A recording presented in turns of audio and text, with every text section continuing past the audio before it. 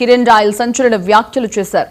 భూమన కరుణాకర్ రెడ్డి చుట్టూ తాగబోతులే ఉంటున్నారు. వారంతా తిరుమలలో మద్యం బాటిళ్లను ఉంచి టీటీడీని అబాసుపాలు చేయడానికి ప్రయత్నించారని కిరణ్ రాయల్ ఆరోపించారు. వారంతా టీటీడీ చైర్మన్ ఫైనో, టీటీడీ ఈవో ఫైనో, కూటమి ప్రభుత్వం ఫైనో దాడి చేయడం లేదు, హిందూ మతంపై దాడికి యత్నిస్తున్నారని కిరణ్ రాయల్ ఆరోపించారు. ఇక వైసీపీ చర్యలు చూస్తుంటే తిరుపతిలో జరిగిన తొక్కిసలాట్లో కూడా వారి ప్రమేయం ఉందన్న అనుమానం కలుగుతోందని కిరణ్ రాయల్ అన్నారు. ఇక వీటన్నిటికీ కారణమైన వైసీపీ నాయకుడిని అరెస్టు చేయాలని కిరణ్ రాయల్ డిమాండ్ చేశారు.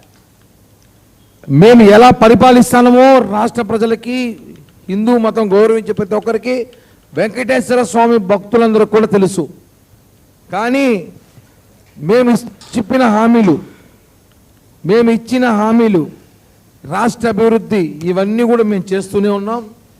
ఏదో ఒక వంక పెట్టాలని చెప్పి మా మీద మేము వచ్చిన వెంట నుంచి మనం చూస్తున్నాం. టీటీడీ మీద అనేక ఘటనలు జరుగుతున్నాయి. సామెత ఏదో ఉంది, చెడపకురా చెడేకు అనేసి. ఆ సామెత గుర్తొస్తుంది కొన్ని సందర్భాల్లో. గత సంవత్సరం వైకుంఠ ఏకాదశి కాడి నుంచి నిన్నటి వరకు మద్యం సీసాల వరకు మొత్తం ఒక్కొక్కటిగా బయటపడుతూ వస్తుంది. అన్నిటికి కారణం వైసీపీ చెప్పి అనేక సార్లు చెప్పాం.